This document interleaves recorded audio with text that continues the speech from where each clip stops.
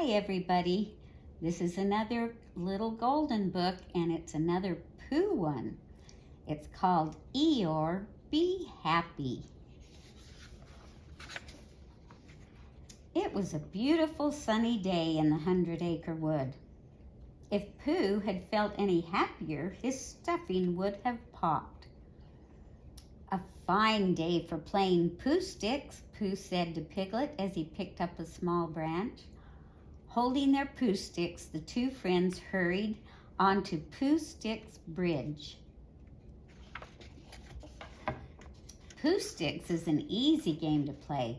After all, it was invented by Pooh, who isn't a very complicated bear. Pooh and Piglet would drop their sticks into the river, then run to the other side of the bridge. If Pooh's stick floated out first, he won. As they leaned over the side, the two friends saw a familiar tail sticking out from under the bridge. "That's Tigger's tail," exclaimed Pooh. "Do you think he's lost it?" Piglet asked. "No," said the tail. "The rest of me is here too." Pooh and Piglet leaned over a bit more. "Whatever are you doing down there?" Pooh asked. "Why aren't you having fun bouncing?" "Because Eeyore said that nice weather like this is earthquake weather," Tigger answered. "He said the 100-acre wood might have an earthquake today, so I'm staying here until it's over." Meanwhile, Christopher Robin was growing worried. He hadn't seen Pooh or Piglet all day. First, he checked Pooh's heffalump trap. Sometimes Pooh or Piglet fell into the trap, but they weren't there. Then he went to Rabbit's house. Pooh and Piglet often went there for lunch, whether Rabbit invited them or not. But they weren't there either. Finally, Christopher Robin found them under Pooh Sticks Bridge. They had been sitting there a long time. When Pooh told him what Eeyore had said about earthquake weather, the boy laughed. "There's no such thing as earthquake weather," he said. Eeyore was just being gloomy again. "Oh, bother," said Pooh, who had missed his lunch because of Eeyore. Pooh led the way to the gloomy place where Eeyore lived. There they found him nibbling some thistles.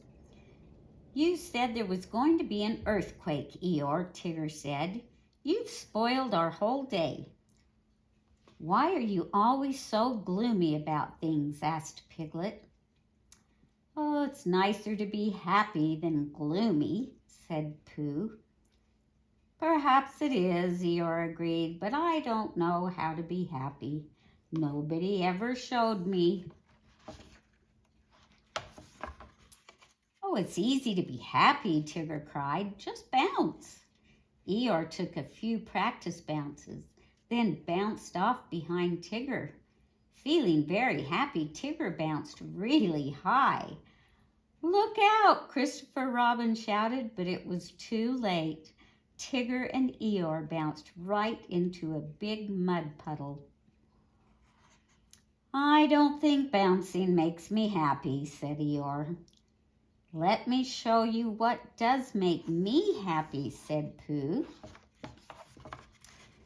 "Being happy means having a cupboard full of honey pots," Pooh said when they got to his house. Christopher Robin looked in one pot. "It's empty," he said. Tigger looked in another. "So's this one." "Oh, bother," said Pooh. "I shall have to get some more." Pooh's friends went with him to the honey tree. Pooh boosted Eeyore up to the first branch.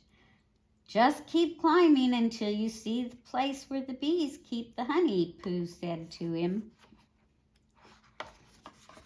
So Eeyore kept climbing until he came to a hollowed out place in the tree.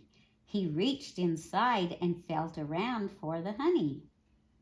In a second, he was surrounded by angry bees.